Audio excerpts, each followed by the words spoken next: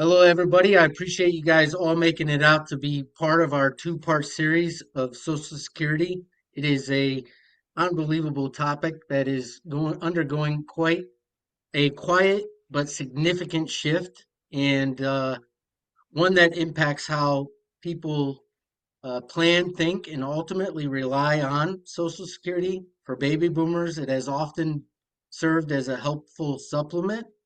For Generation X, it's becoming even more and more integrated into income planning.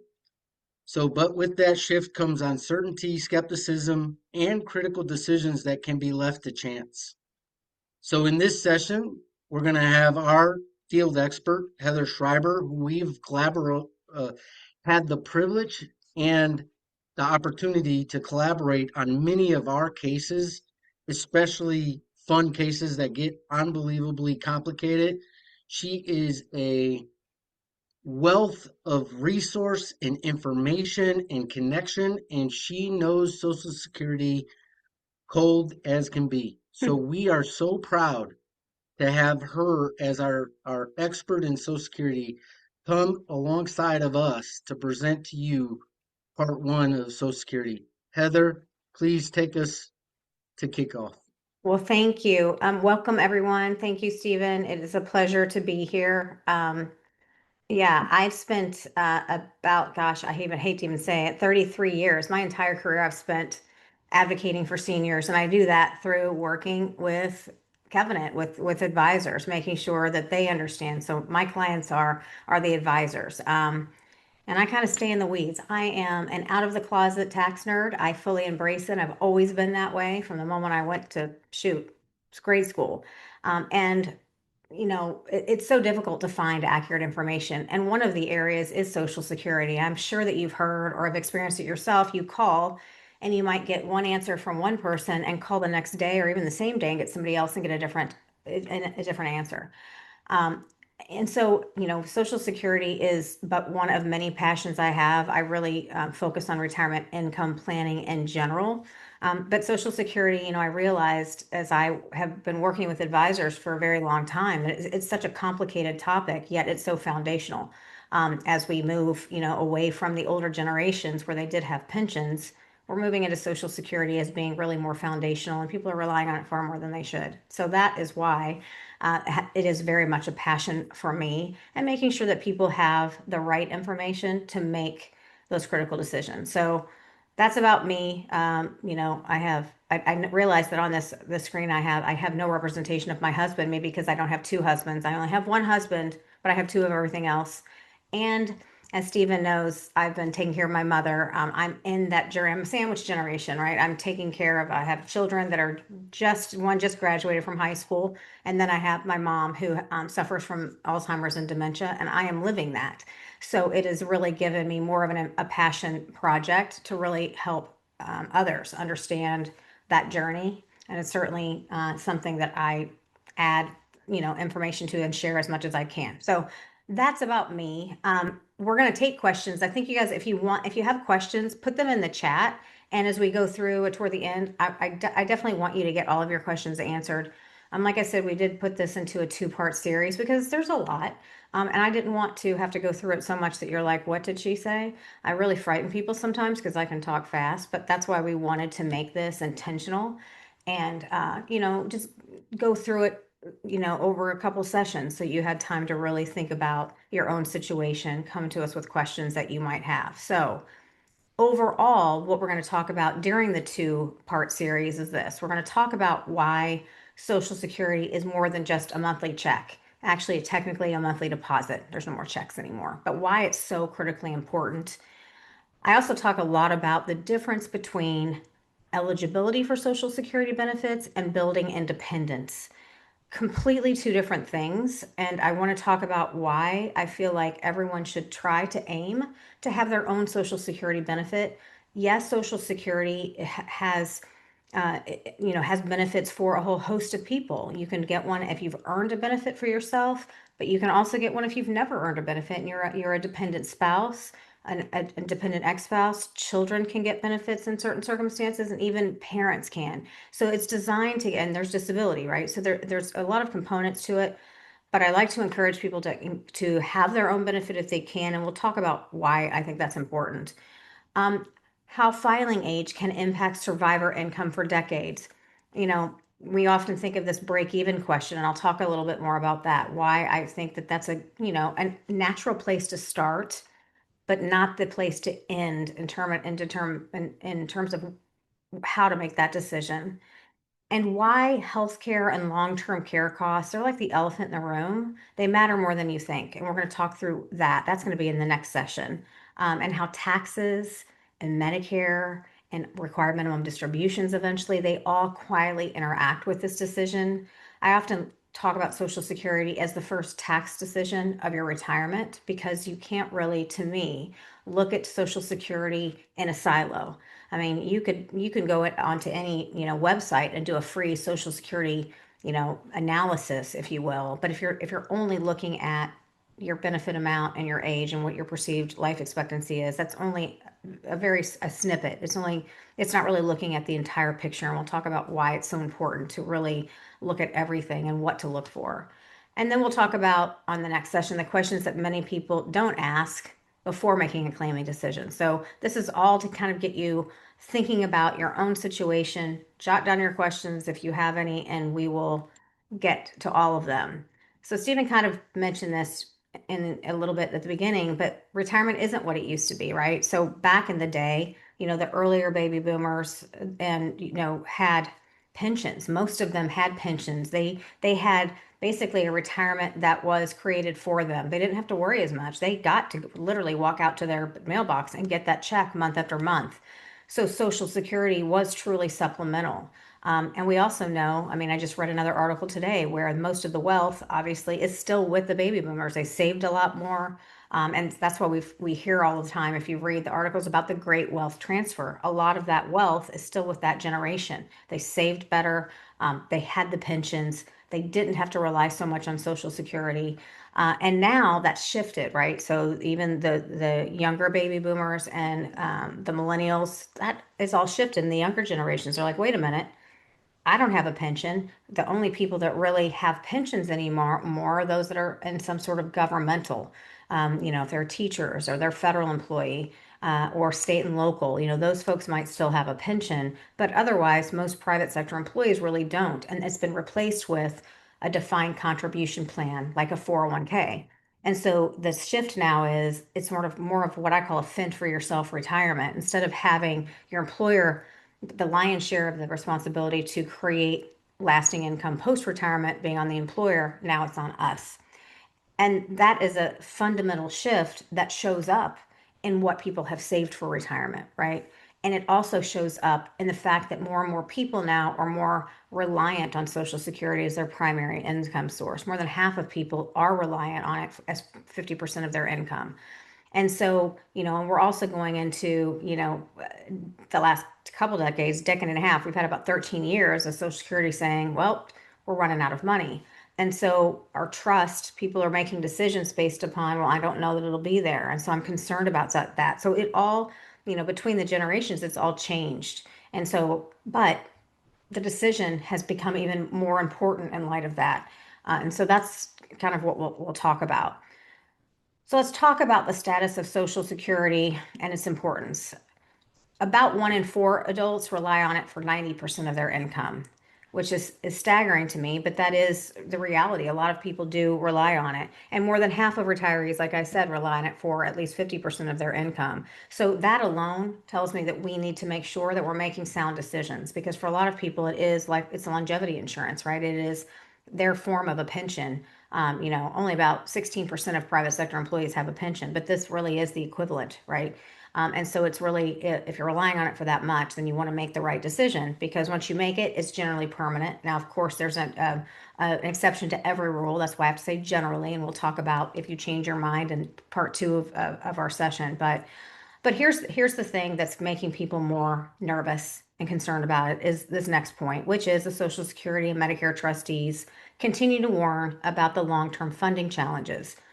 Every year, around next month, around June, we'll get another report, and the trustees of both of these trust funds will say, what is the status? They give a 10-year status and they give a 75-year projection. In the last 13 years, they've been warning that the trust funds are being depleted. In 2021 is when they started having to pull out of the trust funds, meaning before that, there was enough in basically the three ways that the trust funds are funded are obviously payroll taxes from current workers. It's a pay-as-you-go system, so the current workers are funding the current income beneficiaries' benefits. And then you have interest income on trust fund reserve, like the government-backed securities. And then you have the taxes, the federal income taxes that are collected on benefits. Those are the three funding sources. And so what was happening is these projections weren't accounting for the fact that this mass influx of baby boomers were graduating into the system, right? And we are having less and less, fewer and fewer workers to sustain the level of people that are taking out of the system. And so we became sort of that projection became problematic. They didn't account for that. So we had more baby boomers taking out of the system, less workers. We have lower birth rates. We also have a situation where there's less compensation being captured than they projected. So, in other words, the people that are earning income. So, this year, the taxable wage base. So, there's a certain amount of income that Social Security taxes. It changes every year. This year, it's 184,500. So, income above that isn't subject to Social Security taxes. Well, it's supposed to capture in the projections, it's supposed to capture 90% of all earned earnings, but now it's capturing 83%. What does that mean? Well, that means that there are a lot of people, the people making the money are the ones that are above that. And so it's not capturing because Social Security FICA taxes stop at that ceiling. They're not capturing, they're losing 7% of that income that in the projections before saying, oh, we're fine, they thought they would capture. So, what does that mean about possible changes? Well, we've heard changes. What could they be? They could be increasing the amount of income because the Medicare tax, right, the 1.45% that's paid by both the employee and employer, that captures all income. Social Security doesn't. Now, I could spend an hour just talking about the various ways we could shore up the trust funds. You know, there is some issues with just saying, okay, well, we'll just capture all earnings for Social Security tax purposes. But then if you do that, the downside of that is that you would have to change how the benefits are calculated. So there's you have to weigh the pros and the cons and really figure it out. It's a little bit more detailed than just saying, oh, this is an easy fix. And then obviously you have the two sides working against each other, one saying we want to increase taxes and one saying we don't want to increase taxes. So, my theory, and people ask me all the time, do you think that benefit cuts would happen? Because right now it's projected that benefits would be paid in full through 2033. And then if nothing changes, I mean, if Congress just keeps sitting on their thumbs, then there would be a benefit cut across the board to where there could only be enough in ongoing revenue from those three sources that would be able to pay 81%. I don't think that's going to happen. I certainly can't imagine in any scenario where any Congress and any side of the fence that is in charge is going to say, yes, let's start cutting benefits from our seniors. I really don't think that would happen. We were here, I don't even know, in the 80s, we became precariously close to this happening again. And this is when the 1983 amendments came into play. And that's when we saw the full retirement age switch from 65 back then to gradually increasing to 67. That's when we saw federal employees who were under the civil service retirement system at the time, they never paid Social Security tax. That changed to the federal employee retirement system, and all of those employees started paying in. We saw the first introduction of taxation of benefits being received at the 50% level. 50% of benefits could potentially be subject to tax. That came in the 83 amendment. So we saw the changes that had to be made to get us to where we are. So they never cut benefits. I suspect that will happen again, but the longer they wait and twiddle their thumbs, then it's going to have to be more drastic. I think it will be a combination of increasing the taxable wage base in some way. They're either going to have to increase the 6.2% FICA tax that is for Social Security, or more likely, maybe increase how much income is taxed. Could I see an increase in full retirement age again? Absolutely. People are living longer, But then again, you also have to think about the people that have, blue collar jobs that are physical jobs. You certainly don't want to change when they can enter the system. So I never see a circumstance where they would change the age 62, the earliest age. But there's going to be changes. It's just a matter of when is somebody going to step up and actually make them. So that's where we are. But again, people think, oh, if I hear a lot of people say, well, I'm going to go ahead and take it because if I take it now, I'm grandfathered into protection. That is absolutely not the case, and probably the worst thing you could do, because in theory, if you take the benefit early, you're getting a permanent reduction. And then if I was completely wrong and they did cut benefits, then you've just experienced another benefit reduction on top of as much as 30%. So you have to really work with your advisor to make sure that you're looking at what if scenarios. You test your portfolio to say, okay, what would happen if in 2034 we did experience this cut? And look at how that would be handled. Again, I would be very surprised if that were the case. But anyway, um, we've got 69 million Americans on Social Security of some form, with a 2.8% increase for this past year, the COLA. Now it finally leveled out. There were a couple of years, if you remember, one was 8.9%, one was 5.7%. When inflation was really high those few years, people were rushing to Social Security to claim their benefits. That was, they thought you had to claim to experience or lock in those higher COLA, those cost of living adjustments. That is also a misconception. Once you turn 62, you do not have to collect in order to be eligible for those cost of living adjustments. Okay, so just know that once you hit 62 eligibility age, those COLAs automatically apply to you whether or not you've taken the benefit. Now, if you take the benefit at 62, now you've locked in a permanently reduced benefit on which that COLA is going to be based.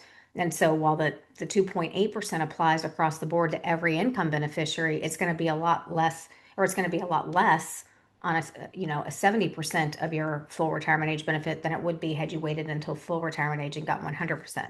So these are the things you have to think about and work through with your advisor. So the average benefit went up a whopping $56. The average benefit is 2,071 this year for the average worker. That tells me that people are still, I think, we've gotten to a place where the most people aren't filing at 62. I think the average age right now is somewhere between 64 and 65. So we are taking it, later. That could be because people are working later, becoming more educated about the importance of this income source. I'm not quite sure, but I do like to see the needle move so that it's a little bit, uh, you know, higher than it used to be. And how is that cost of living adjustment calculated? Well, it's based upon the Department of Labor's Consumer Price Index for wage earners and urban or clerical workers, which is weird because we do have an index for seniors that actually, measures the spending habits of seniors that hasn't been used, and that's one of the a proposal to change the benchmark to the one that measures the actual spending habits of people that are retired.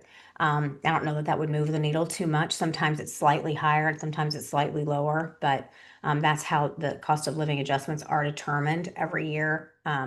We've had a couple of years where we've had zero, but the average cost of living adjustment over a 30-year period is around 2.5%, about 2.6%.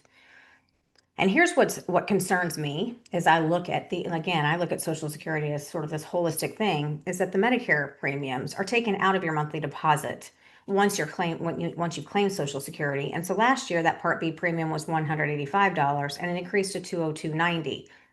On its face, it doesn't look that much, but that's a 9.7% increase, right?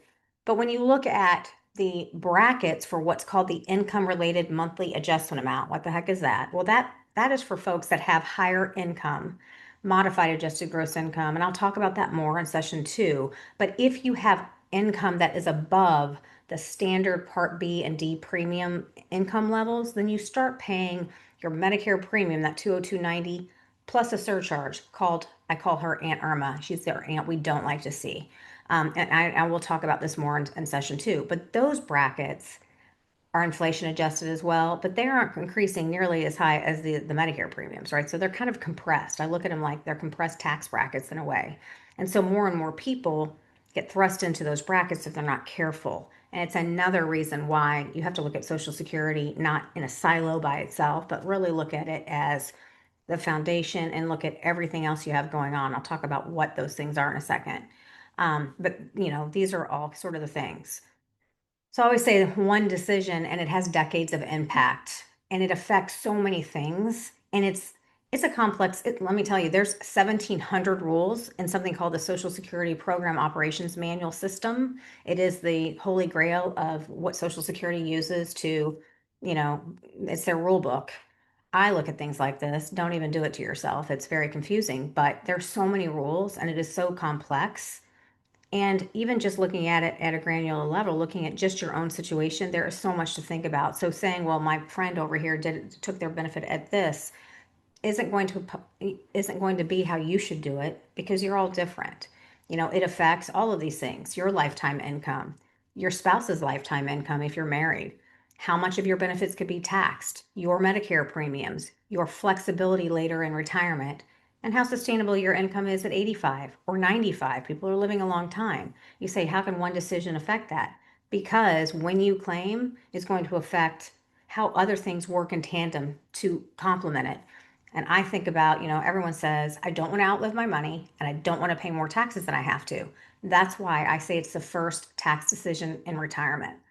Um, and you also have to plan for the most common risks associated with retirement. That's when we're working and we're getting this paycheck and then we stop. And that alone is a heady, nervous thing.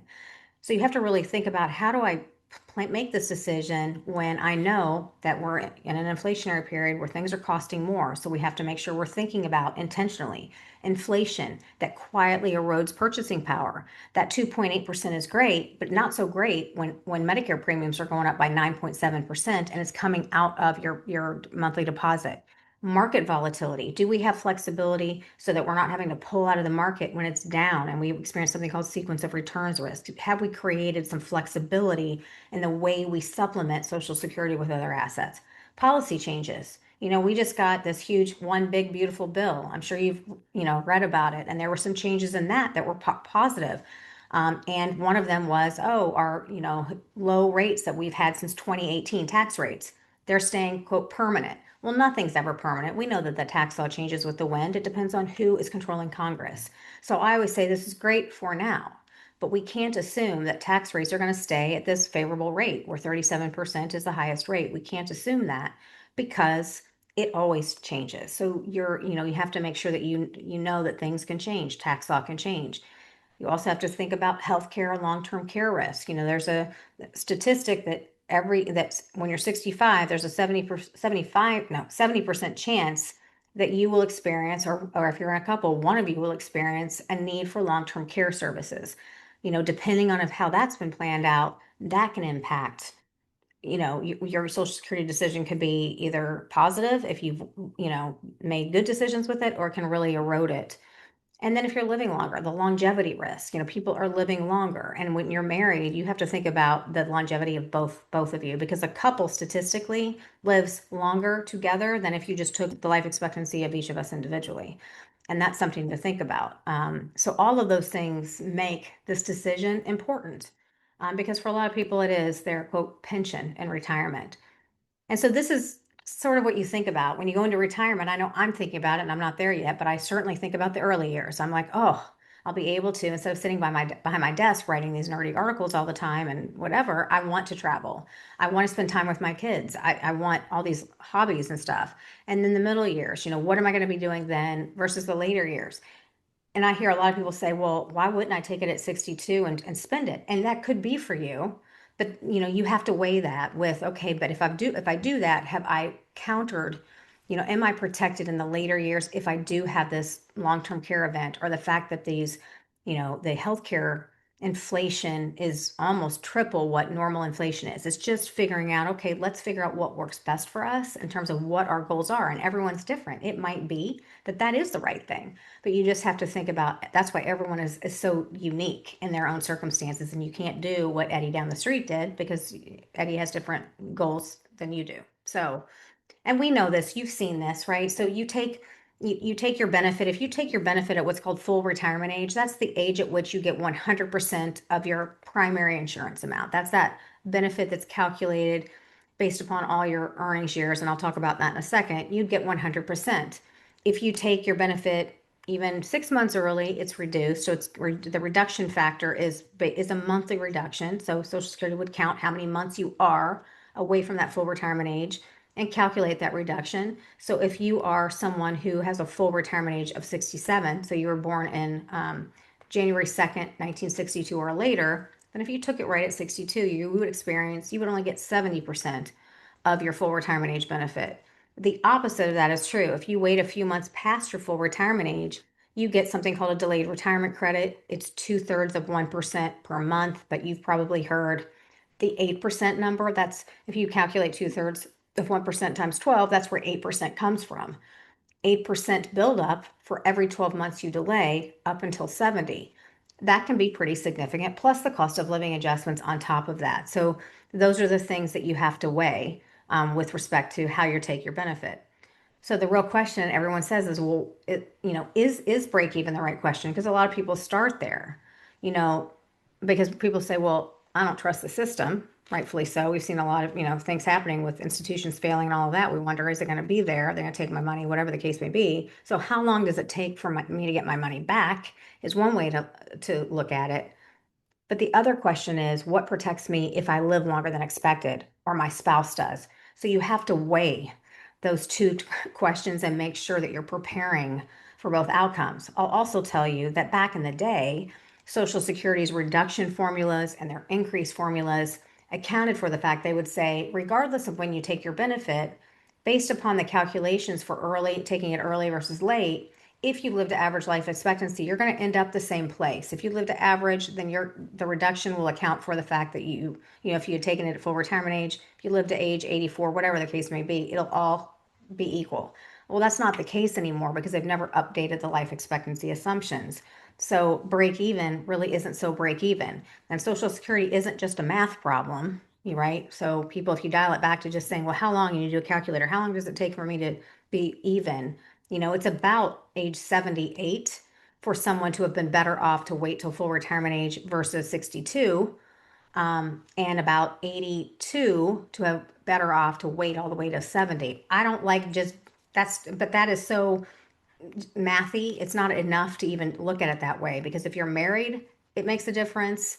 There's a lot of things that go into that you can't just look at that, but that's where people start. And I just led myself into my next slide. If you're married, it's bigger than you. We tend to think when we think break even, how long am I going to live? Really, what you need to do is think about how long are we collectively going to live, right? Because one of the higher earner, when that person files, is going to be the gift that keeps on giving or not to the surviving spouse. And you'll understand that in a minute. And there's also a high probability that at least one spouse lives into their 90s.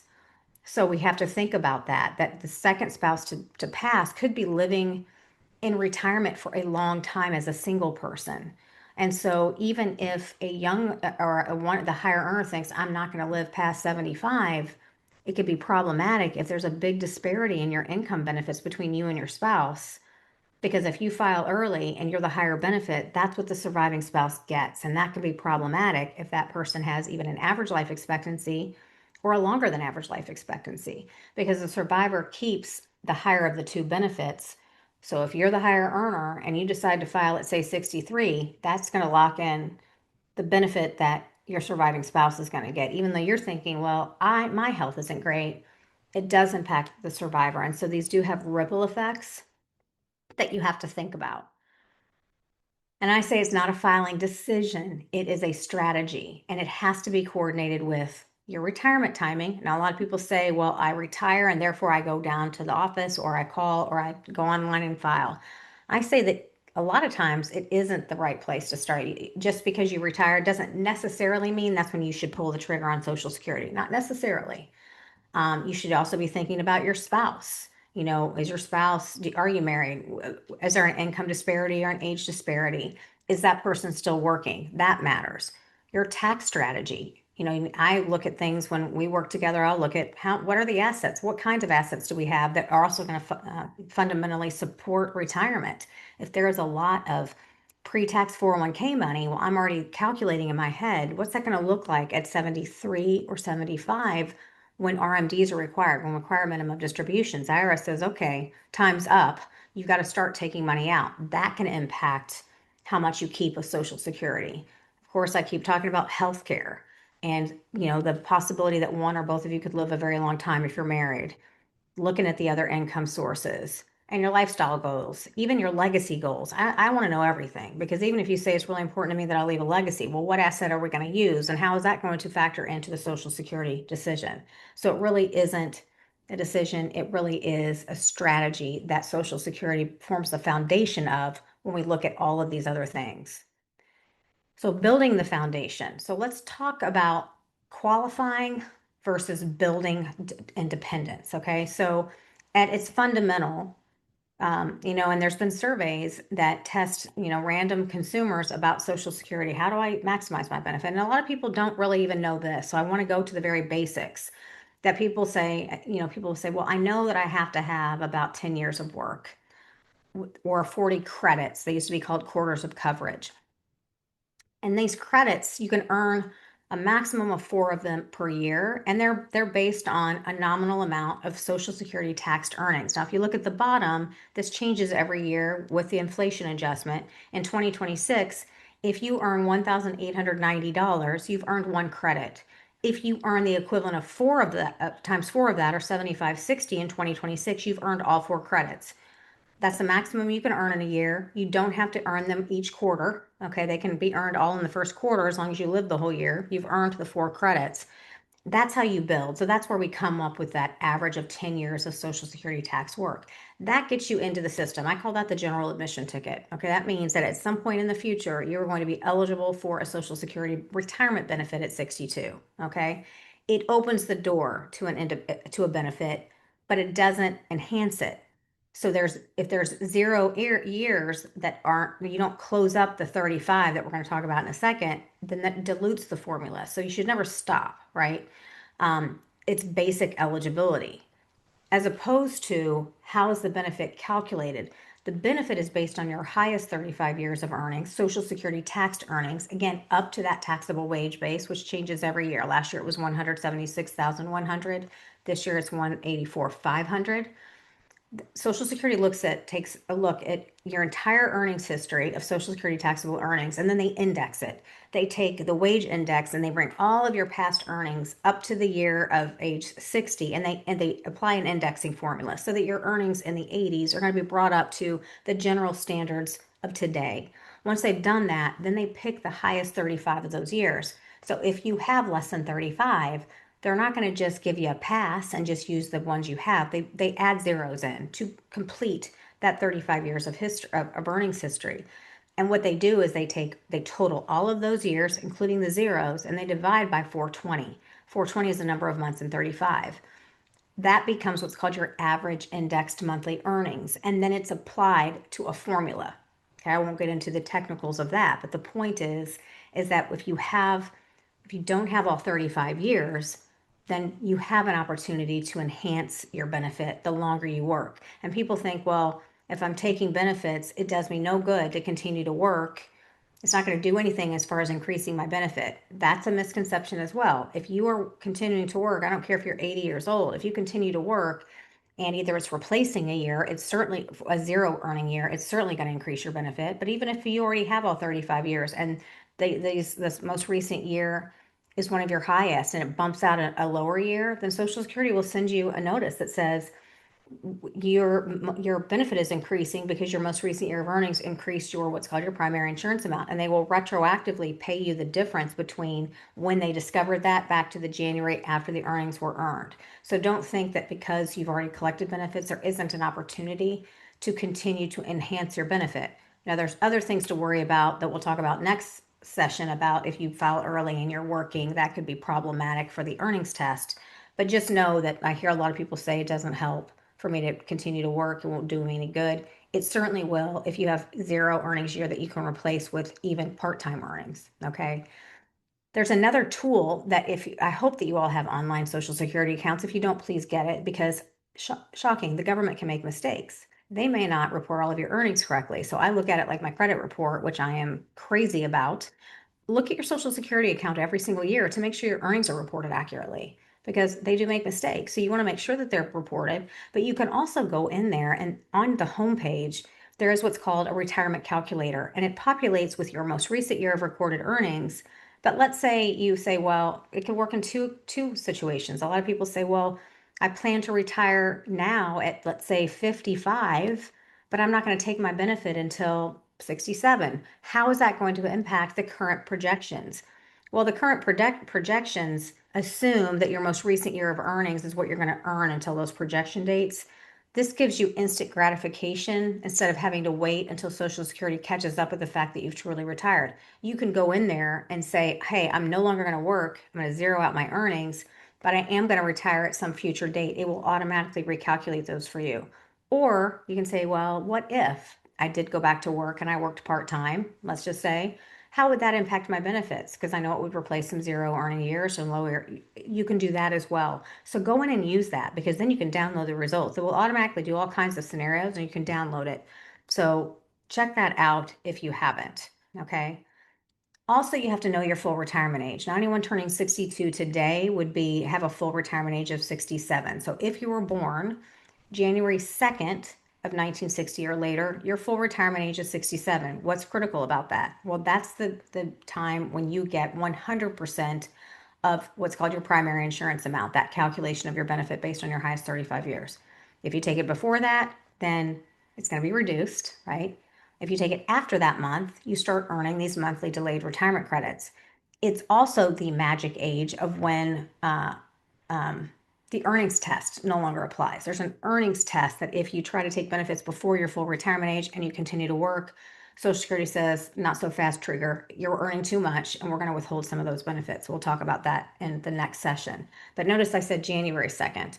If you're born on January 1st, and my grandfather was, then you always look to the year before to determine your full retirement age. So that's why I said January 2nd. So here's some things that matter. I call it factoids.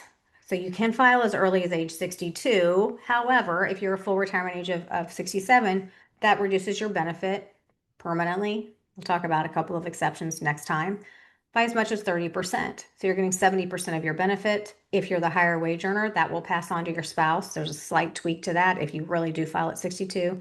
Social Security gives the surviving widow or widower a little bump up when you do that. But here's another one for you. If you truly are thinking about filing at 62, there's something called the entire month rule. Social Security always pays your benefit for, say, what month are we in? May. May's benefit is paid in June, so it's paid in arrears, okay? But let's say I'm born May 15th and I turn 62 this month. I'm not entitled to my first month of benefits until June because Social Security says you don't attain your age of 62 or any age until the day before your birthday, and we require you to be 62 for the entire month in order for us to pay you for that month. It's a quirky rule, and this really only applies to anyone who plans to file right in the month they turn 62. The point of that is under that definition, you had to have been born on the second or first of the month to be 62 for the entire month, right? If they're looking at that, looking at the day before. So don't be surprised if you're one of those that says, I wanted to file at 62 and I was born on any other day than the first or second. You're not going to be eligible until the next month. So in my example, I wouldn't be entitled until June, and then I would get my first check in July. This weird rule only applies to people that truly want to file right when they turn 62. It doesn't apply at any other time, but I always bring it up because some people say I'm running down there right at 62, and then they get surprised when they miss a month of income. Okay, you can apply up to 4 months early and tell Social Security when you want to begin. I would suggest the easiest way to do it is to do it online. You can do that for anything but dependent benefits or survivor benefits. And I always say when you get to that point in the application at the end, there's a remarks section before you submit it. Reiterate what you want to have done. Like even if it's just something plain vanilla, like I want my benefits to start May of 2026, say it again because they've been known to make mistakes and you have basically created what's called a protective filing. If you have reiterated what you want to happen in the remarks and they screw it up, you've protected your filing and they have to go back and use what you said there. Okay, so I always say just restate what you want in the remarks section. Um, okay. Oh, here's a retirement calculator. Okay, here we go. Well, this is what I was talking about earlier. This is what you would see if you go, I forgot that I put this in here. If you go to your, your Social Security, it will populate. It looks like this. It'll populate with what your current recorded earnings are in the average future annual salary, and then it'll tell you what your benefits are. Um, but you can change that, right? So I could say, okay, instead of showing 168.6, I could say I'm no longer working. I'm going to zero out my earnings. What's that going to do to my current projections that show on the left there? And I could say, okay, if I assume zero earnings, how is that going to impact my benefits, right? And it'll give you new new benefit projections using all your recorded earnings. Or what if I say, well, it's only comparing that, but you could do different scenarios and download the results, which is really cool. Okay, so this is, like I said, it can be perfect for business owners. If any of you are business owners out there and you take a reasonable salary of, whatever it is on your S corporation, well, only the W-2 portion of that is subject to FICA taxes, as you know. But it also means that if you're taking a very low reasonable salary, your benefit's going to reflect it, even though you might be a wildly successful business. So you might think, gosh, I might need to revisit this the few years before I retire to see if paying myself more in W-2 shows up in my eventual monthly benefit. So this is a great way to do that. Okay, so building with 35, planning tips to remember.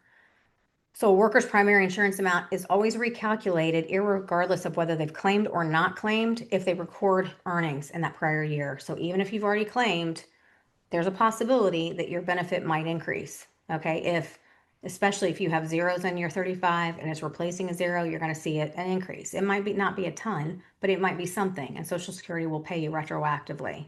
Okay, future projected benefits, they get more accurate the closer to those ages you get, 62 and your full retirement age, let's just call it 67 and 70. They get more accurate the closer you get, because if you're 50 and you're making, say, 100,000 a year, it's going to assume that you're making that same 100,000 until your earnings actually change, and they record that until those projection dates. So that's why this retirement calculator can give you instant gratification if something changes, or if you want to test a different fact pattern with your earnings. So there's that. Okay, so autonomy. So, building autonomy. So you get into the system with 10, but please don't stop there. I really like to encourage people to have their own benefit so that they have some predictability in income. They don't have to depend on someone else's benefit. They have flexibility, and that flexibility comes with not having to rely on someone else. And there's predictability. If you're a fully dependent spouse, and let's just say, I'm getting ahead of myself, but let's just say you're married and you divorce at 9 years. Well, guess what? That benefit stops. You lose the predictability. There's no stability in that.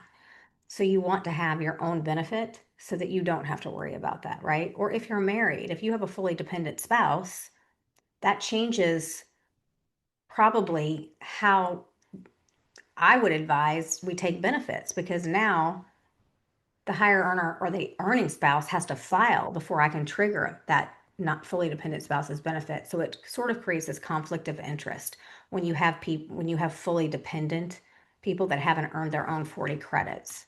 Okay. So let's talk about this: marriage, spousal dependency, and cash flow.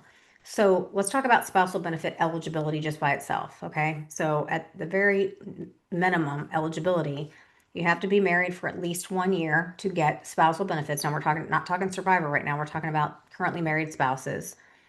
You have to be, as the I'll call it the dependent spouse, at least 62 or older to get spousal benefits. The maximum benefit for a spouse is 50% of the earning spouse's full retirement age benefit. It's reduced if the dependent spouse takes it early. And this is what confuses people. So you can be the working spouse and you can say, well, I'm going to take my benefit at 62. So is it 50% of the 62 benefit I get, or is it 50% of the benefit I would have gotten at 67? It is 50% of the 67 benefit. It doesn't matter that you take it early. Okay, it starts at always 50% of your full retirement age benefit. What determines whether or not your dependent spouse gets the full 50% is when they claim. It's their age at the time of claim that dictates if they're going to get the full 50. The flip side is also true, and I get this question a lot. Well, if my spouse waits until 70, if I wait till 70 to file, does my dependent spouse get 50% of my age 70 benefit? And the answer is no. During lifetime, the maximum is always capped for spousal and ex-spousal benefits at 50% of the working spouse's full retirement age benefit, period. Now, at death, if that higher earner had waited till 70, that absolutely is going to benefit the surviving spouse, because at death it's a different story, because the surviving spouse gets what the deceased spouse was collecting at the time of death or entitled to collect. So that does make a difference, okay? The other thing is, if you have earned your own retirement benefit, and it might be smaller, so you're entitled to the higher of the two benefits. But if you've earned your own retirement benefit, and let's say it's higher than 50% of your spouse's full retirement age benefit. So let's say your benefit is, as the lower earning spouse, is 1,500 at full retirement age, and your spouse's benefit at full retirement age is 2,000. Well, you're going to forfeit the spousal benefit, because 50% of 2,000 is only 1,000, right? And your own benefit is 1,500. So you don't get both. You get the higher of your benefit that you've earned, or the spousal. But let's say, using that same example, the higher earner has a $2,000 full retirement age benefit. So that means a maximum spousal benefit of 1,000. But let's say the lower earning spouse only has a $750 benefit because they have abbreviated work history. Well, then they would get their 750, and then when their spouse files, which is the critical ingredient to get dependent spousal benefits, the higher earner has to file, then that additional 250 is added for a total of 1,000. Okay, so critical ingredients are the higher earner has to file for it to trigger, and the spousal benefit or ex-spousal benefit is only paid if it produces a higher benefit than what that lower earner has already earned on their own record. Okay. Here's why I don't like spousal dependency. It creates suboptimal claiming decisions in some way. What the heck do I mean by that? Well, if I were looking at two people that had, pretty good independent records, then I could look at them and say, well, this person has a higher benefit. I'd like them to consider one of them waiting until full retirement age, or maybe even age 70, because that's going to trigger and protect, have one of them have this inflation adjusted lifetime income source that's not only going to produce a good amount of cash flow during both of their lifetimes, but it's going to protect the survivor, right? So we've locked in a higher benefit for them. But if we have a fully dependent spouse, then waiting until 70 might mean, that spouse has to wait until they can get a spousal benefit at all. So that then creates a conflict of interest, right? We will say, well, gosh, well, in order for my fully dependent spouse to get any benefit, I have to file. And so then it becomes, what are we going to give up? A higher survivor benefit or cash flow now? And so that's why I always say, if you can earn your own benefit in some way, even if it's not as high as what you would get under the spouse, so that you can at least collect something and allow the higher earning spouse to wait a little bit longer, that's better than nothing. So that's why I always say that. And then the other thing I already mentioned, if you were married and you didn't meet the 10 years of marriage mark, which is what is required to collect benefits from a former spouse, that benefit predictability is gone. You don't get to continue to receive them. So you could be collecting spousal benefits. If you divorce at 9 years and 11 months and 29 days, those benefits stop if you're fully dependent. So again, another reason why trying to get some form of benefit on your own record always adds stability to your income and predictability to the income. So ex-spousal benefits, the amounts and the rules in terms of the reductions and so forth are exactly the same as spousal benefits, right? The same 50%, but the length of marriage is 10 years before the divorce. And the spouse, let's call it the lower earning ex who's collecting the ex-spousal benefit, has to remain unmarried. Now, much to your chagrin, the one that they're collecting from, the ex, can get remarried, and even that new spouse can collect benefits under their record. This is, Hugh Hefner stuff, like where we could have multiple spouses collecting on one record. And this is part of the trust fund problems, right? This could theoretically happen. But the spouse that's collecting on the former spouse must remain unmarried to continue to receive them. If they get remarried, their benefits will stop under that ex-spouse's record. So if they're fully dependent, they've never earned their own record at all, total benefits stop. But if they've earned a little bit of their own and they're getting an ex-spousal top off, like the difference, then they'll keep their own retirement benefit, but that ex-spousal portion will stop. And then if they remarry, then they have to wait for their new spouse to file before they could collect benefits under their record, and only if it's higher than what they're already collecting. Again, we're trying to create situations where we're not dependent on anybody, so we don't have to go, well, what is this person doing? What is this person doing? What are they filing, right? Um, the other thing with ex-spousal benefits that's slightly different, because Social Security has, 1701 rule to confuse everyone, is for spousal benefits or any other dependent benefit to be paid on a worker's record, they have to file.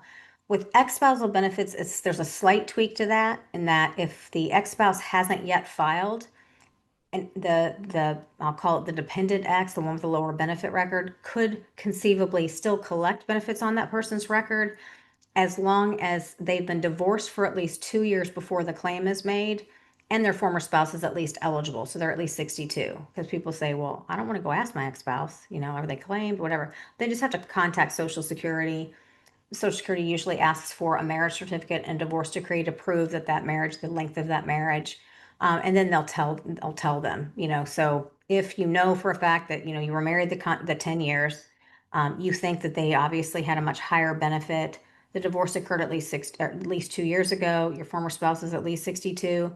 Then yes, you can still claim the benefit even though they may not have. That's called independently entitled ex-spouse, and that's a quirk that only applies to ex-spousal benefits. So let's switch over to widow or widower's Social Security benefits for surviving spouses and ex-spouses, okay? This is where it gets a little bit different. So the earliest age here is age 60. Usually that's the earliest age that someone can collect a widow or widower's benefit. As early as age 50, though, if they were disabled at the time of their spouse's death, or they become disabled within 7 years. So think about if you're on Social Security disability at the time your spouse passes, and say you're 47 at the time, let's just say, well, if you wait 3 years and you haven't remarried, then you could collect a widow's benefit as early as 50 because you were disabled at the time of death, but you'd have to wait until 50. So that's the only quirk. But normally the age survivor benefits start at age 60. The maximum survivor benefit is 100% of what the higher earning spouse, or the deceased spouse, if that person is the higher earning spouse, was collecting at the time of death or entitled to collect. So this is where it's important, where timing matters of the higher wage earner, because unlike the living spousal benefits, it's not capped at 50% of their full retirement age. If that higher earning spouse waited until 70 to file, that surviving spouse is what's called the survivor PIA, the base benefit. That's where they start. Whether or not they get the full 100% is going to be based upon their age when they file for it, the survivor's age, right? So if they file at age 60, they're not going to get 100%, they're going to get 71.5%. So there's still a reduction for survivor benefits as well. But that's why married couples really need to coordinate the timing of their claim, and particularly hone in on the higher wage earner, because that person's benefit is going to be who sustains, or the benefit that remains once one spouse files, right? Or one spouse dies, I mean. Okay. So the only time that, being fully dependent, so if someone hasn't earned the 40 credits, it can become problematic from this standpoint. Let's suppose, and believe it or not, widows, the average age of widows is somewhere around 62. It's young. Like a third of people lose their spouses at 60, which is mind blowing to me because we're in the primes of our life at 60, but it can happen. So if if your spouse passes away and you're fully dependent, so you're already maybe collecting a widow's benefit, or maybe you haven't even gotten there yet and you're only 60, you don't have a choice on when to claim that benefit. If you're, say, 62 and your spouse passes away and you're already collecting as a fully dependent spouse at that point, Social Security automatically switches you to a survivor benefit. And that means that if you're before your full retirement age, they automatically reduce the benefit. You have no choices in the matter because you're fully dependent. Whereas if you had had your own retirement benefit, even if it was only a portion of it and the spousal benefit was topped on top of it, you would have a choice. Social Security can't automatically assume that you want the widow or widower's benefit at your reduced age, at your age before your full retirement. They have to give you a choice. You don't necessarily have to step up to a reduced survivor benefit. You could wait. You could say, wait a minute, I want to wait until I reach my full retirement age to collect the survivor benefit. Why would I do that? Because that's when I collect 100% of it. So that's what you miss if you don't have your own benefit. The other thing that Social Security will rarely tell you about, and they get it wrong when they even try. I send people there all the time to say, listen, you have a situation where you can file first for the lower of the two benefits. And I'm talking about somebody who has earned a retirement benefit and their spouse or former spouse has passed away. They can choose to take the smaller benefit first and take the higher benefit later. So let's suppose that your spouse has passed and their benefit is going to be is like say $2,000. Okay, but your own benefit is say it's $2,000 as well at full retirement age. You could say to Social Security, wait a minute, I want to collect the widow's benefit first, and I'm going to take that now, even if it's reduced. I'm going to take that until I turn 70, and then I'm going to switch to my own retirement benefit because your retirement benefit continues to grow because you're still alive, right? And by that time, your 2000 is now grown by 24%, right? Because you're still alive and you're earning delayed retirement credits in those 3 years, assuming your full retirement age is 67. So there's opportunities to leverage cash flow when you have your own benefit, okay? The other thing, I don't know if it's this slide. Okay, well, the other thing I need to mention too is remarriage. So remember I said for ex-spousal benefits, if remarriage happens on the one that's taking an ex-spousal benefit, benefits stop. Remarriage for widow benefits, even whether it's a late spouse that you were married to or an ex-spouse, if you remarry at 60 or later, you can still collect from that late spouse. And that's important because you're not thinking about it at the time, but if you remarry before then, you lose the ability to ever claim on that late spouse you had. And that can be a lot of income because 100% of a benefit is far more usually than 50% of a new spouse's benefit. So you know just remember that 60 is the age for that. 50 if you're disabled, but the normal age is 60, right? So that's important to remember. And let's take a look at the effect of the higher earners claim. I kind of alluded to it earlier, but when we're talking about break even, this is actually an example from a case I had a long time ago, but it kind of hit home. It was a situation where a big disparity. Let's look at Gary and Barbara. I mean, what I see when I look at this is 2 year age difference. It's pretty typical. But his primary insurance amount or his benefit at full retirement age is 2,600 and Barbara's is 1,500. This is fairly common, right? So first thing I notice is that there's a big benefit disparity here. So what Gary does in terms of his claim is going to impact whomever outsurvives the other. Let's assume it's Barbara because women tend to live 6 years longer, all things being equal. Okay, but let's assume in this case, and this was based on a case I had, this man had all 6 brothers, and he said not a single one of us, including my dad, lived past 75. So there's no reason on the planet that I should wait beyond 62. That makes mathematical sense from a break-even standpoint. But what I said to him was, wait a minute, but Barbara here has a much smaller benefit. So if you file at 62, and you do, I hope this doesn't happen, but if you do have an abbreviated life expectancy, you pass at 75, even if she has a normal life expectancy, a normal life expectancy for a female is 87. Think about how she's going to step into your higher survivor benefit. It's going to be higher even at 62, and she's going to have to sustain on that income for what could be a very, very long time. So let's look at that. If he files at 62, Barbara files at 62. Now, this is a plain vanilla, no cost of living or anything. This would look different if I added that, but I'm making it very basic. They would get a combined total if Gary did in fact die at 75 and she lived to 87 of 765,000 and some change. That's a lot of money. Her survivor benefit would then be annually 25,740. So remember, they went from 2 benefits to just one. He filed at 62. However, if I said to Gary, which I did, I know this doesn't seem to make sense to you, but I would suggest you wait until 70. Now, in their situation, there's more to it. They had income to bridge income with other assets, and I said to him, it's going to make a huge difference for Barbara because she's going to rely on your survivor benefit for a longer period of time if you do in fact pass away early.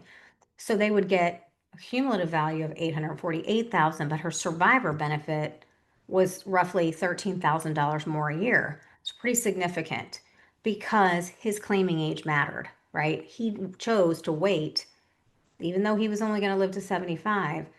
That mattered because Barbara was going to step into the widow's benefit sooner and live on it for a very long time. So that's why the break even doesn't always show the whole picture.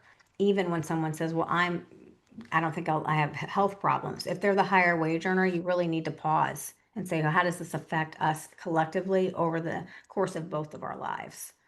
Okay. Um, Here's the one where I talked about, the switcheroo technique. I call it the survivor switch technique. Let's look at Robin. She's 62. She was recently widowed.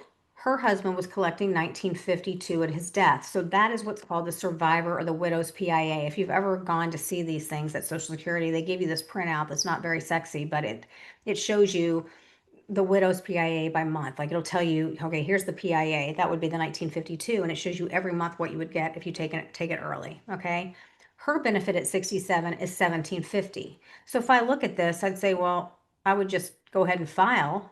She's 62, she needs income. I'm just going to file. That's what she'd do. If she went to Social Security, they'd say, well, Robin, your spouse's benefit was higher. You should just, if you need income now, you should just file now and we'll give you the higher benefit, right? What they're really doing is, because she's not being specific, is they're deeming her. They're putting both benefits in the hat. And what Social Security does is when you have a retirement benefit, they always pay that first, and then they add the difference in the widow's benefit to represent the higher amount. So they always pay the retirement benefit first, and then they add a layer on top to give you the higher benefit. She walks away not knowing the difference. But had she known differently, she would have said, wait a minute, if I do the calculation in my head, I know that my benefit continues to grow. So my 1750, and without any cost of living adjustments in this particular example, it's going to grow so that by the time I'm 70, it's going to be more than 1952. So had she been specific, she could have said, you know what, I only want to collect the widow's benefits right now. I'm not going to collect my retirement benefits. And you have to be specific because they'll sometimes argue that you can't do it. It's all over their website. It just depends on who you get. And then she leverages the cash flow. But if she hadn't known that with the right advisor, she may have missed it. And a lot of people do miss it. So this is an example of what I was talking about. Let's talk briefly about Social Security benefits for children and families, because I do see this a lot where I see, individuals that do have younger children in the home. So there are benefits for children and families, and those are two eligible dependents who can be adopted children, natural children, stepchildren that are in the home that are under the age of 18. They can be paid to as late as 19 to 2 months after 19 if they're still enrolled in full-time primary, secondary education, but they stop after that. Or if it's a child who was diagnosed with a disability that occurred before the age of 22, those become after 18, they become, instead of dependent children benefits, they become what's called disabled adult child benefits. So those benefits will continue to the children. Now, this is more than we needed to get into, but if there's anyone that's experienced it, or if you have a disabled child, often what we'll see is that these children might not be eligible for any supplemental security income until they're 18, like, for income-based disability benefits, because their parents' income and assets are counted until they're 18, and then they might be entitled to SSI benefits after they're 18 because they're now counted as an adult and they can qualify, and then step in later, they're still disabled, right? And then their parents file. Then they can collect a higher DAC benefit, a disabled adult child. So those benefits are available. And then if you're a spouse who's caring for these children, the qualifying dependents of your spouse, then you would be entitled to a benefit too, called a caregiver benefit, or it's called a parent benefit or a mother or father's benefit. They all mean the same thing, child and care. That all means. So that's the only time you would see a situation where you might be entitled to a benefit before you're 62, or in the case of survivor benefits before 60, usually, right, is when you're caring for an eligible dependent child of the wage earner. Okay.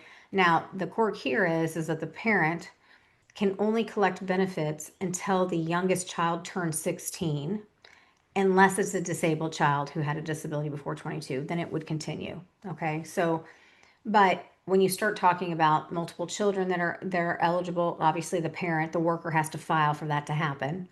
But then you get into, if there's more than a spouse on the record, there's more than two beneficiaries, then we get into what's called family maximums, and that can kind of ceiling out how much they can collect. Like during lifetime, dependent children can get the same as spouses. They can collect as much as 50% of their parents' benefit, full retirement age benefit, just as mothers and fathers can get the same way, but the family maximum oftentimes caps those benefits because there's only so much that can be paid under one worker's record.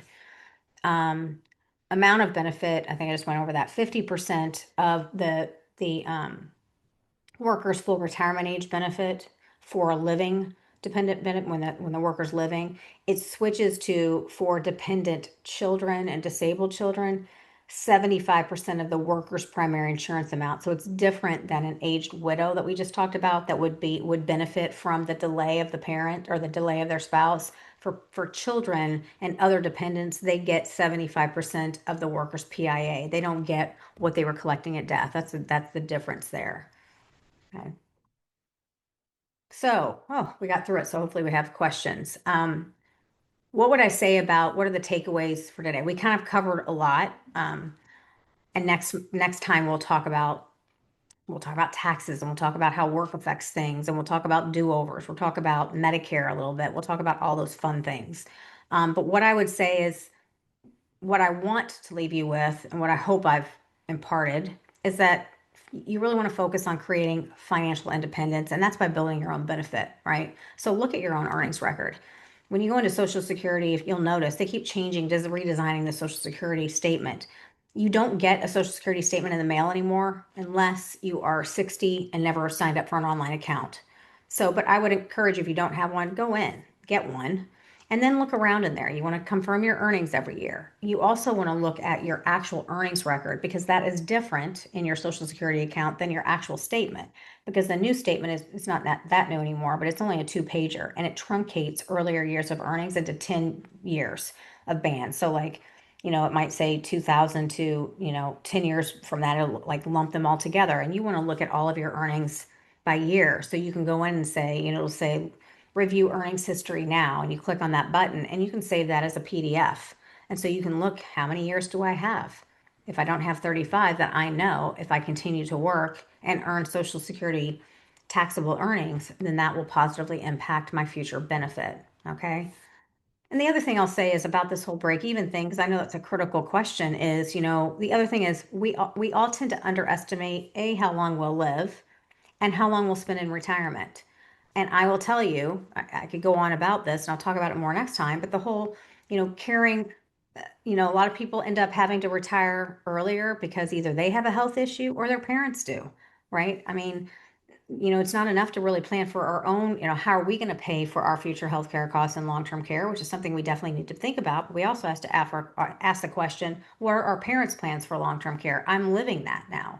Is that something that you think about? Is it something you've talked about? So a lot of times what we think we're going to do in terms of our magic retirement age isn't when we really do it.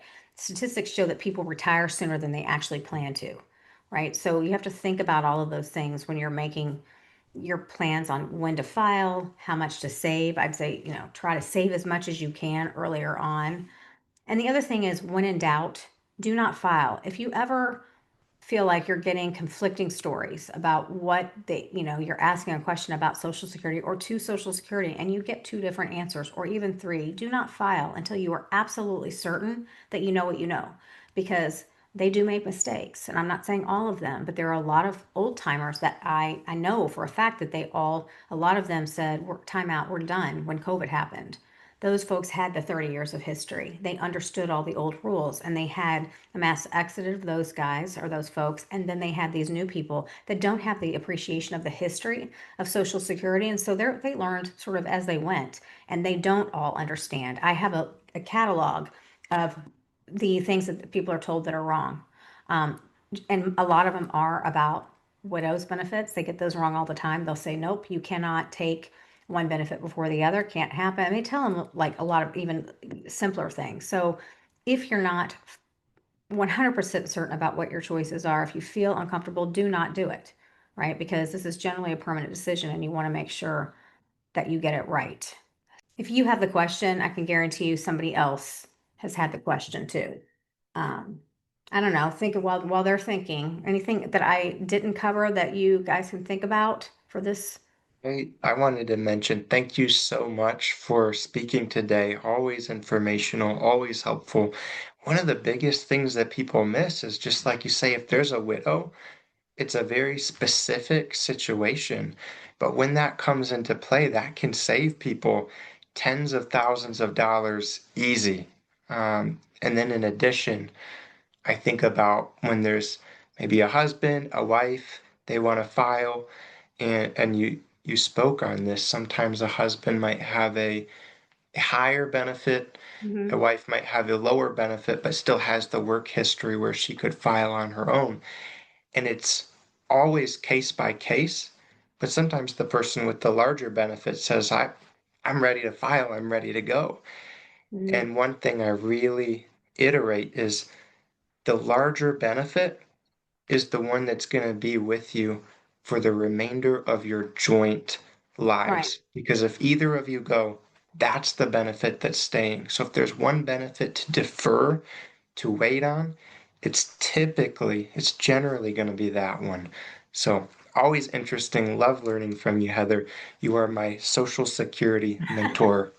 Well, and you said a great point. I mean, and everyone's situation is different. What if there's a huge age gap, right? So that might be a situation where I'd say, you know what? Yeah, have the if the age gap and the younger person is the lower earner, I'd say go ahead and file at 62. Have fun, right? Because if there's a 10-year age gap, for example, then filing the lower earning younger person filing at 62, I'm kind of comfortable with that because all things being equal, because of that age gap, that younger person is going to step into the survivor's benefit sooner, right? Because of the age gap.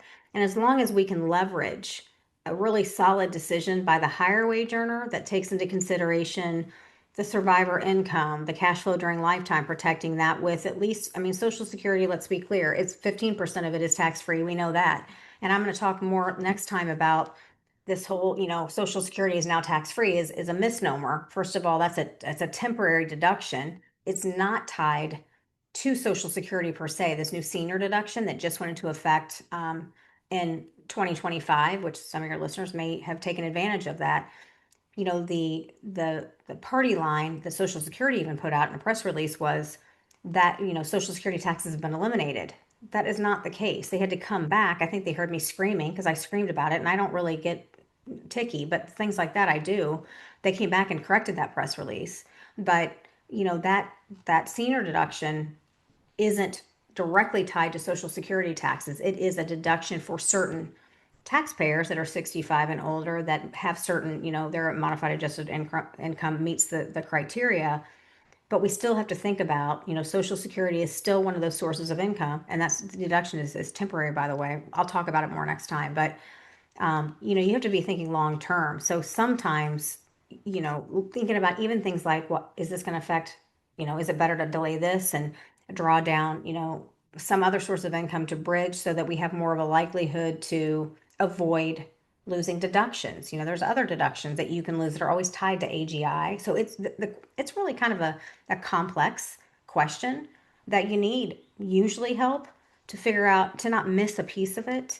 And then there are situations where it does make sense. Say you are in a situation where you have a family member that is disabled, you have a child that's disabled.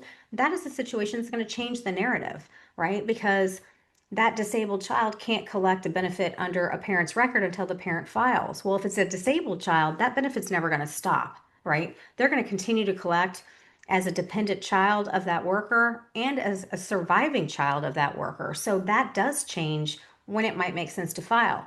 If that child, however, is 16, am I going to say, yes, run down and go ahead and file early so you can get a whopping 2 years of dependent benefits for this child before they age out at 18? Probably not. But you see where it's a puzzle and trying to put it together based upon what you have, what's unique about your situation matters, and it isn't textbook. We're not all the same age. We're not equally yoked in how much our benefits are, right? And I talked a lot about, people that have disparities in their income benefits. Some people have equal benefits, and the question is, well, what should they do? The reality is that not everyone, if you really looked at average life expectancy, any Social Security calculator is going to say if you live to average because these benefits, the break even is less than average for life expectancy, it's going to say every time that both should file at 70. Is that reality? Is that pragmatic for most people? Probably not, right? Do we feel comfortable with both in a couple waiting until 70? Most people don't. That's the reality. But I'd say, okay, well, let's balance the equation then. Should we have one person wait?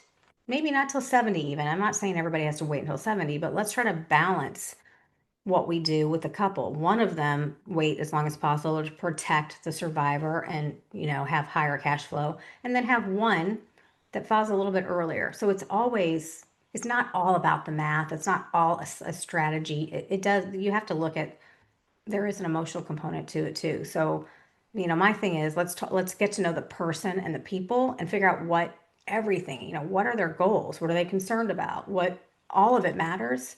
It's just about trying to put all that together that feels right for them, but tries to mitigate a lot of those risks that we talk about off the table. So Heather, we are starting to get some questions. Yeah. So Okay. uh, Carl asked, can you touch on applying for Medicare at 65, but wait to claim for Social Security benefits at 70?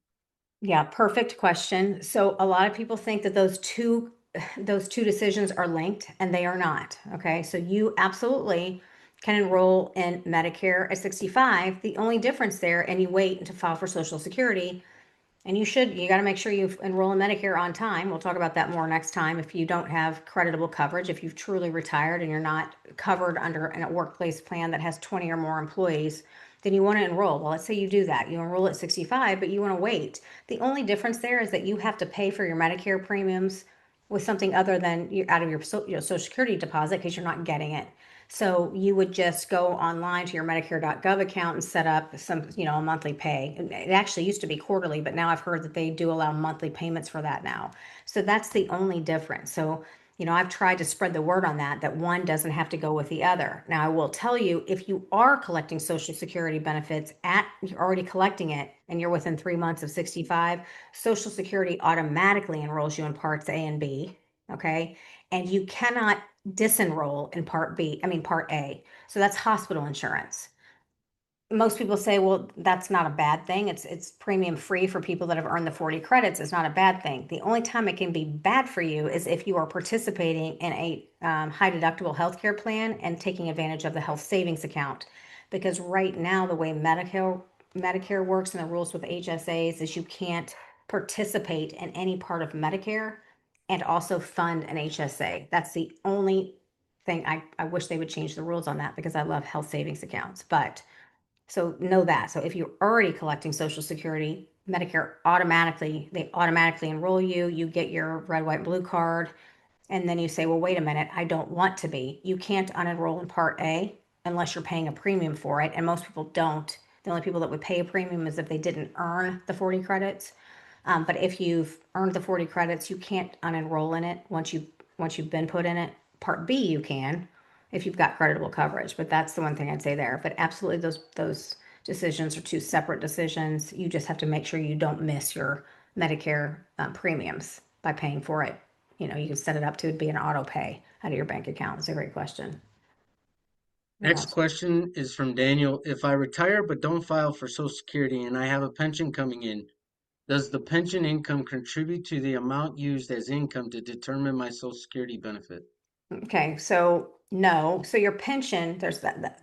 I mean, the pension, no, your pension income is passive income, so it's not going to increase your monthly. I think if you're asking, does that count as sort of earnings in terms of possibly increasing your benefit through that 35-year earnings thing? No.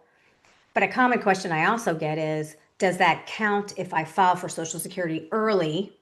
Does it count against me for this earnings test, which we really haven't talked about yet, but that's if you file for benefits early and you earn over a certain level of income. So this year it's $24,480. So if you're under full retirement age the whole year and you say, well, I want to file for Social Security and work, if you earn more than that, then Social Security starts withholding your benefits. And I'll give more examples of that next time. But a lot of people ask, well, does pension income count against that? And the answer is no. So I don't know if maybe that was a question too, but the answer is for earnings purposes, only earned income counts when we're talking about earnings limits, but a pension wouldn't count against you anymore. I didn't even talk about the Social Security Fairness Act. Some people get pensions based on non-covered earnings, Social Security not taxed earnings, like teachers in certain states. I mean, I'm in Georgia. and we have a state where some counties pay in and some don't. Now they don't have to worry about their pension reducing their Social Security benefits anymore because Social Security Fairness Act wiped that off the board as of January 1, 2024. So lots of questions around pensions, but let me know if I answered that question the way you wanted it answered. So we got a question from Mike. I thought that working would impair my benefits once I filed. I see that that is not the case, and I appreciate that. Do Yeah, I so understand that correctly? yeah, so again, it can be positive. Mike is 64 for reference, by the way. Okay, so Mike, at 64, it can both positively affect you, but it can adversely affect you if on the earning side.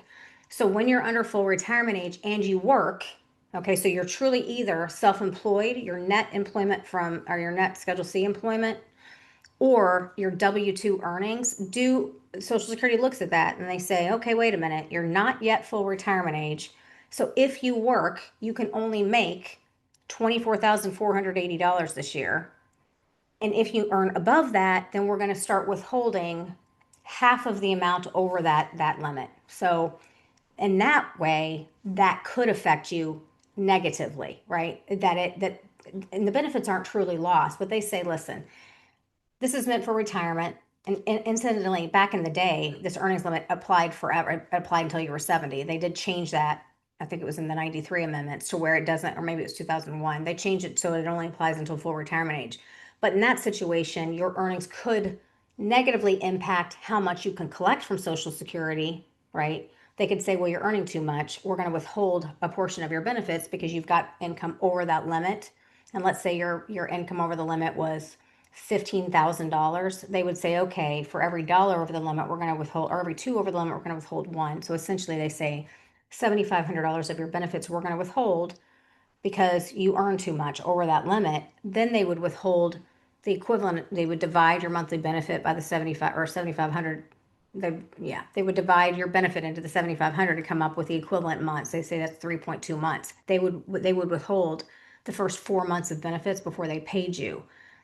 So that could adversely affect you if you're trying to supplement earnings with Social Security and you're under full retirement age. Even when that happens, and I always caution anybody that wants to take benefits before full retirement age, you should always know that there's an earnings limit because people get surprised by it. Even if that were to happen, your benefits do come back to you later, so you're not fully losing it. They do Social Security keeps track of those I can't even talk, the months that they withheld, and when you hit full retirement age they repay you, not in a lump sum, but they pay you by increasing your monthly income amount by the number of months that they withheld. Again, I'll talk about that more the next time. So the answer to your question is at 64, if you try to take benefits and you earned more than 24,480, it could be problematic from the standpoint of they would withhold some of your benefits, and they could withhold all of them. If you're way over, they might say, sorry, by the time we make that calculation, you're not entitled to anything. On the flip side, if you had less than 35 years of earnings and you still continue to earn, then yeah, it would increase your benefit, right? So it's a pro and a con. You just have to be careful when you're still working and you exceed that earning limit before full retirement age. What All else? right. Other ones? Thank you. So Kim asked, my sister is a widow, so she can claim her deceased husband's benefit without claiming her own. She's Yes. 64 now and hasn't claimed anything yet. Being the good questions. Thank you. Yes. Yes and yes. Now, she's one of the ones that you guys would want to talk to because, again, the first question I would ask is she still working? Because if she's still working, just like every other benefit, retirement, spousal, ex-spousal, and survivor benefits, if she's still working, some of her benefits may be withheld if she's over that limit, but she absolutely could. What we would need to look at is what is her benefit at age 70 and what is the survivor benefit, the survivor PIA. Okay. Comparing those two, if the survivor, the widow's PIA, which means that's the amount she would get if she waited until her full retirement age to take it, if that amount is less than her own benefit at 70, she takes that benefit first. Okay. And even if, say, she was working and making so much money that she couldn't collect that widow's benefit until she hit 67, when she reached full retirement age, because the earnings limit goes away then, I would still say do it. I would say collect it then, and collect it for 3 years and let her own retirement benefit increase, okay, until it hits 70 and then switch. She absolutely can do that, but that's where she has to know what she knows before she goes in there, because she might get somebody that says, you can't do that. She absolutely can do that. The same would be opposite. So let's say if she went and found out those numbers and she determined that the widow's benefit is higher than her own benefit at 70, then I would say we switch that if the working thing doesn't get in the way. And if let's just say she's not working, I would say then you take your reduced retirement benefit right now, collect that for the next 3 years, and then when you hit survivor full retirement age, then you collect 100% of the widow's benefit for the rest of your life. You're locking in 100% of it rather than going in blind and saying, well, they'll just say, well, this benefit's higher, just take that, and not knowing that she could have done this. So many people miss it, and so many ex-spouses miss it, because this also applies to former spouses that have been married for 10 or more years and their former spouse passes before them, as long as they don't remarry before 60, or if they do, they're divorced again. I mean, if they're no longer married now, they could do it. But so yeah, she's a candidate for that and needs to definitely look into it. What else? Lisa, we'll get together. Jerry says, okay, my wife has been collecting disability for quite a few years. She is 64. My son, who is 28 and disabled, gets disability because of my wife. Yep. That's what Social Security told us years ago. Yep. I am 60 and want to retire at 65. I Okay. put this question to David recently. Should we be able to survive on our other investments until I'm 67? I'm leaning on taking Social Security when I'm 65, but we could probably wait until 67. What do you think of that? So here's the thing with that, and you've got a perfect situation where, and I'm going to assume in this example that you've got the higher benefit than your wife.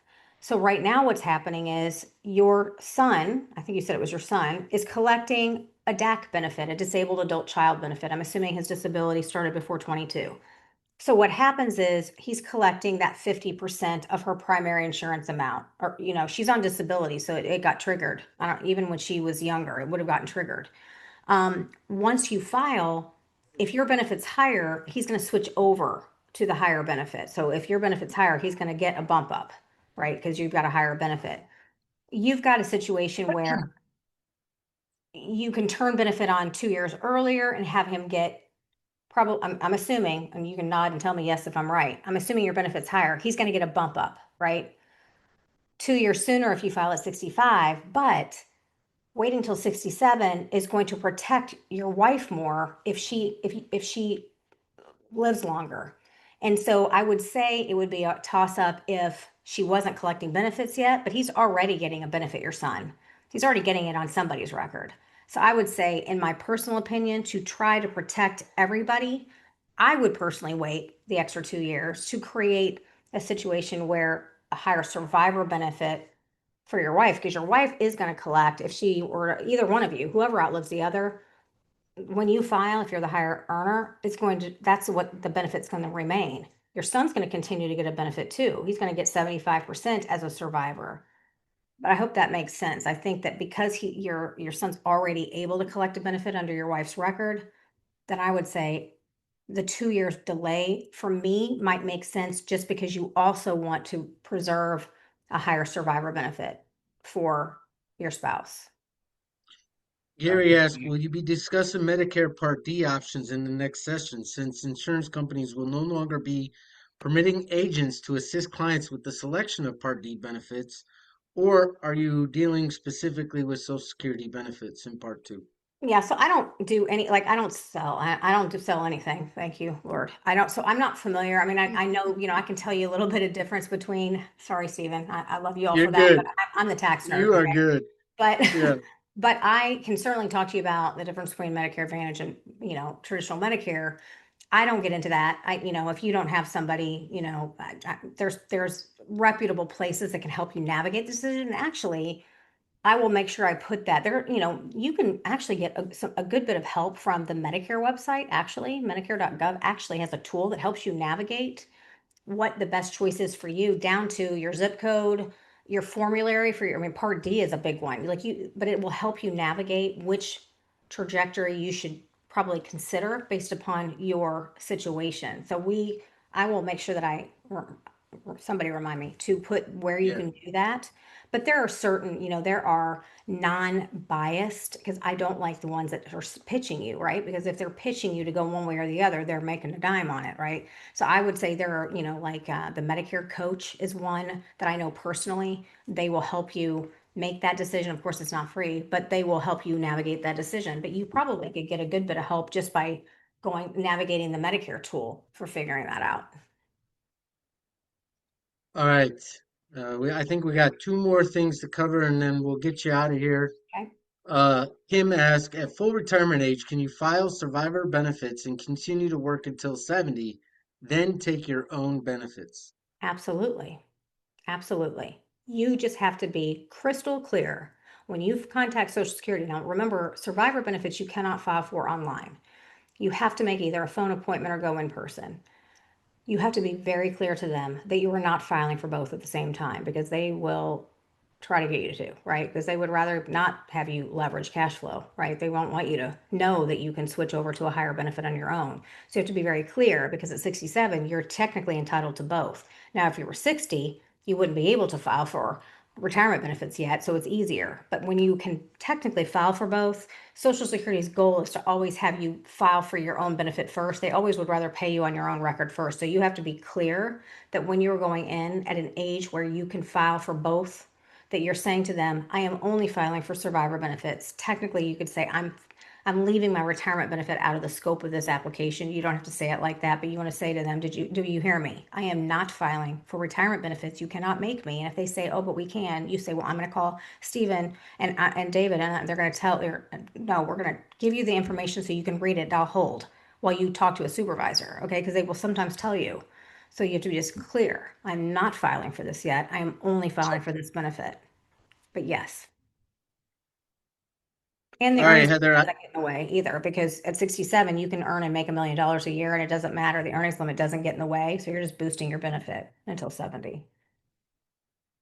Yeah, and I saw one other Q&A question, Yeah. but it's more on the coordination of benefits with HSAs and things like that. So I Oh, actually put that to David, which yeah. he's Okay. very Oh, well David, equipped to. I love HSAs. Yeah, we love HSA dues. Mm. We hate the fact that there's a cutoff and all this other Ah, stuff, it's but awful. It's but awful. but but David is fully capable of answering that question. Okay. And so I sent you, David, that information. Okay. Heather, man, really appreciate your time. Thank you so much for doing this on our behalf and engaging with Welcome. the wonderful people we get to serve. We look forward to part two and hope for more education and questions to come. So thank you, Yeah, if you think of Heather. them, let me know. The one thing I'll say, one parting thing, disability, a lot of disability questions. Disability benefits automatically convert to retirement benefits at full retirement age, by the way, because people ask, is something going to change? Will my benefit increase, decrease? The benefit stays exactly the same, barring nothing changes, that the disability stays the same, right?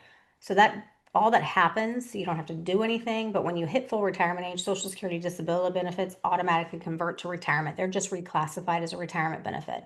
You don't have to contact anybody, it just happens seamlessly. So that's a question I get often. Yeah.